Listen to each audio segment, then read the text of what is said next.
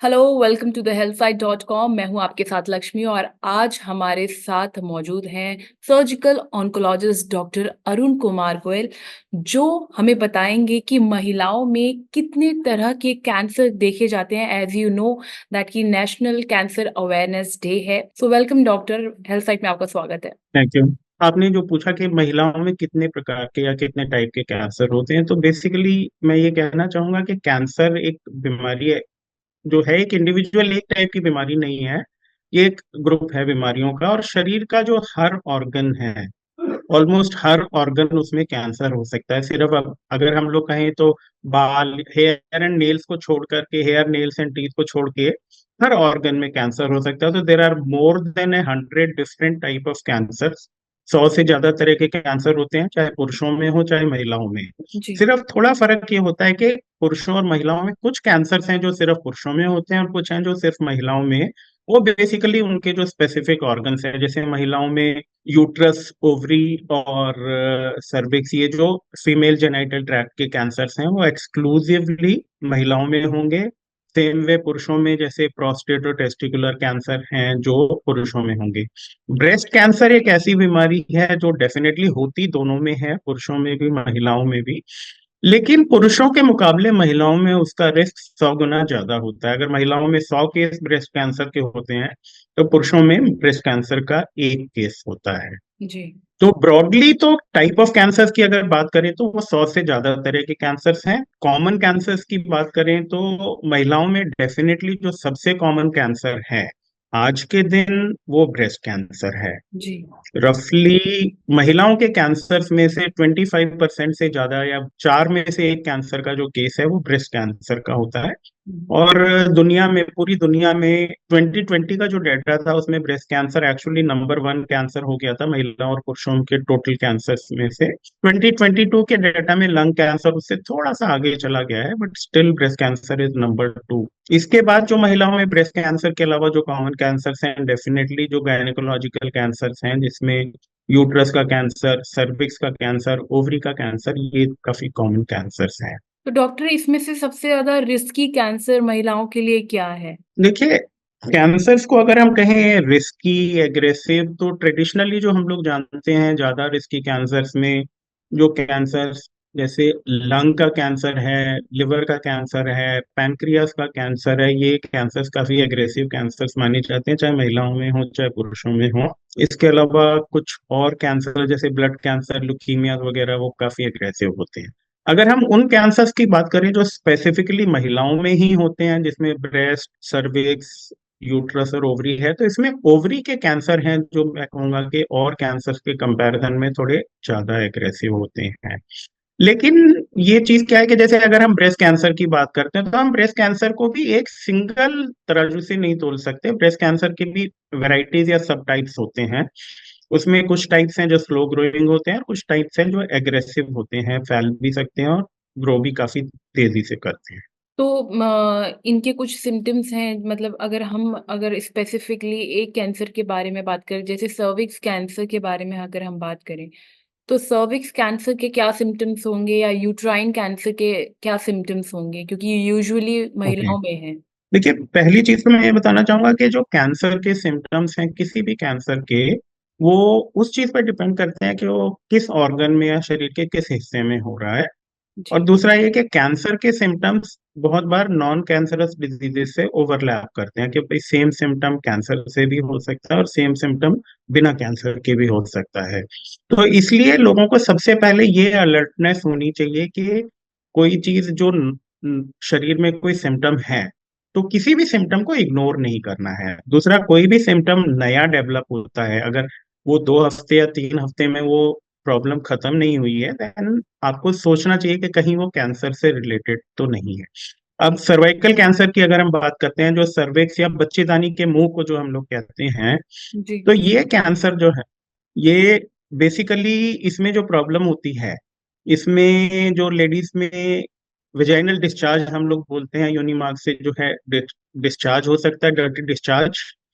उसके अलावा, dirty discharge के अलावा, ब्लीडिंग, एबनॉर्मल ब्लीडिंग हो सकती है। वो ब्लीडिंग बिना किसी फैक्टर के रूटीन में भी हो सकती है, बिटवीन पीरियड्स जिसे हम लोग बोलते हैं इंटरमेंस्ट्रुअल ब्लीडिंग। और सर्वाइकल कैंसर में एक और चीज होती है जिसे बोला जाता है पोस्ट कॉइटल ब्लीडिंग।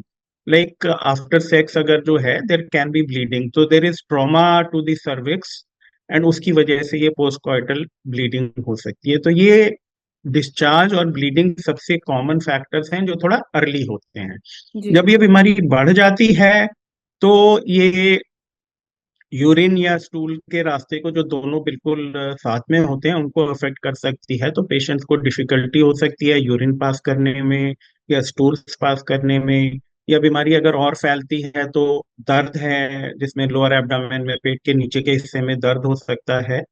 और जब और ज्यादा बढ़ जाती है तो पैरों में सूजन का आना, शरीर में कमजोरी होना, वेट लॉस होना, ये सारे सिम्टम्स भी आ सकते तो क्या कैंसर के कारण प्रेगनेंसी या कंसीव करने में भी प्रॉब्लम आती है? हैं।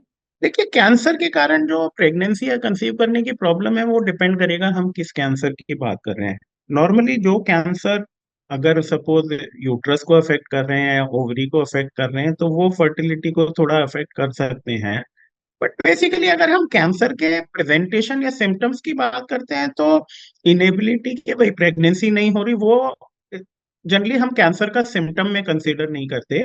उसकी हम लोग ज्यादा इम्पोर्टेंस इस तरह से मानते हैं कि कैंसर के पेशेंट्स में कई बार कैंसर के इलाज की वजह से शरीर में ऐसे चेंजेस हो सकते हैं कि आगे प्रेगनेंसी होने की चांसेस कम हो सकते हैं। जैसे कीमोथेरेपी अगर लोगों को मिलती है ब्रेस्ट कैंसर में, या हार्मोनल थेरेपी देते हैं, तो उसका इफेक्ट जो है यूट्रस और ओवरीज पे ऐसा हो सकता है कि उसके बाद प्रेगनेंसी की पॉसिबिलिटी काफी कम हो जाती है, या कई बार बिल्कुल खत्म हो सकती तो कुछ प्रिवेंशन मेजर्स हैं अगर मतलब कैंसर के रिस्क को कम करने के लिए? है। या डेफिनेटली देर आर मेजर्स। तो यहाँ प्रिवेंशन में हम लोग एक जो टर्म बोलते हैं, पहला है प्राइमरी प्रिवेंशन, कि कैंसर को जड़ से, अगर मतलब एक तरह से बिल्कुल शुरुआती स्टेज से, तो उसमें हमें समझना होता है क्या रिस्क फैक्टर्स हैं। तो वो चीज तो हम लोग सब जानते हैं कि ग्लोबली अबाउट 30 या 1/3 ऑफ कैंसर वो टोबैको रिलेटेड होता है।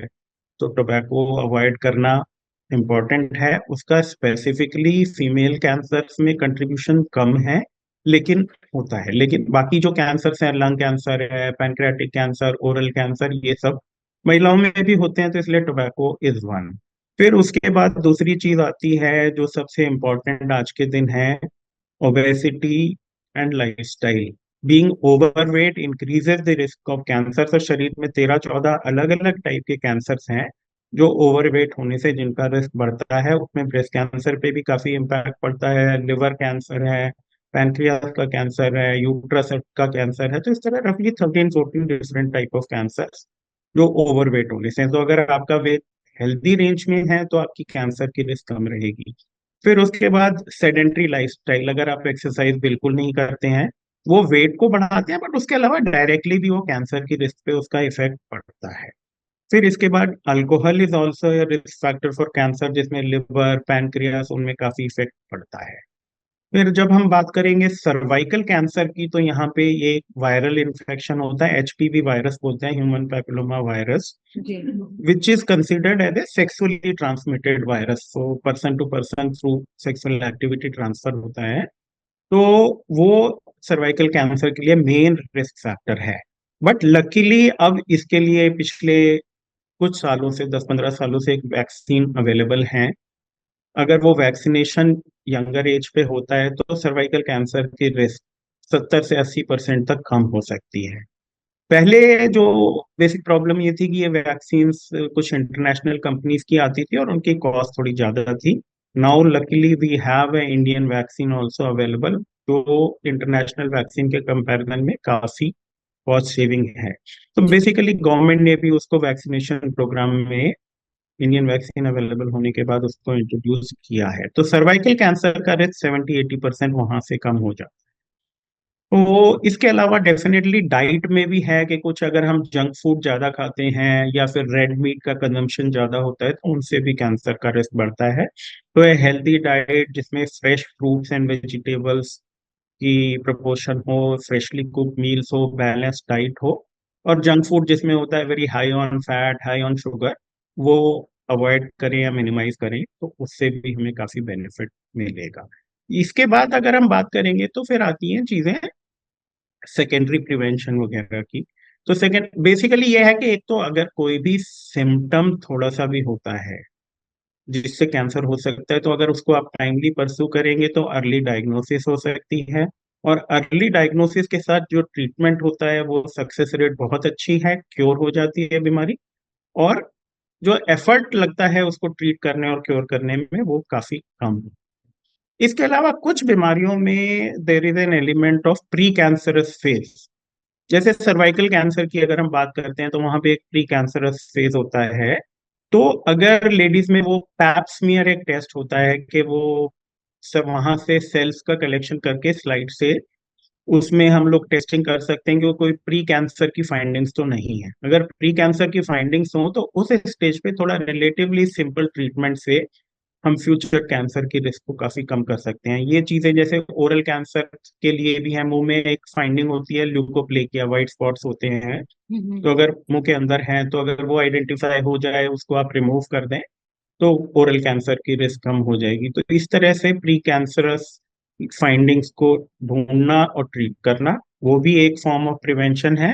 कैंसर की early diagnosis also is a form of prevention because it prevents के कैंसर रिलेटेड जो डेथ है वो काफी कम हो जाती है। नेशनल कैंसर अवेयरनेस डे पर आप कोई मैसेज देना चाहेंगे? Yeah definitely I think I would like to give a message. पहला तो ये है कि बहुत बहुत धन्यवाद, आपने मुझे ये बुलाया, ये मौका दिया। दूसरा, मैं लोगों को हमेशा ये कहना चाहता हूँ कि ये हमने काफी कॉमनली देखा है, लोग डरते हैं इस बीमारी के नाम से, और उस डर की वजह से लोग जांच के लिए लेट करते हैं जाना। जबकि अगर आप अर्ली आएंगे तो वो बीमारी स्टेज 1 या स्टेज 2 में अगर हम डायग्नोज कर लेते हैं तो अर्ली स्टेज में क्योर के रेट्स 90-95% हैं। ट्रीटमेंट बहुत सिंपल है, कॉस्ट ऑफ ट्रीटमेंट भी कम हो जाता है। तो इसलिए मैं ये कहूंगा कि डर जो है ना, डर बिल्कुल नहीं होना चाहिए। जैसे किसी भी और बीमारी के बारे में आप सोचते हैं वैसे ही कैंसर के बारे में भी सोचें। इट और किसी बीमारी से अलग नहीं है। अगर फेलियर का चांस होता है, हर बीमारी में इलाज के बाद थोड़ा फेलियर का चांस हो सकता है, वो कैंसर में भी होता है, लेकिन आप डिले करेंगे तो आप अपने आप को नुकसान कर रहे हैं। Thank you so much, thank you. doctor. Thank you so much joining in the my healthsite.com. Pleasure. Thank you so much.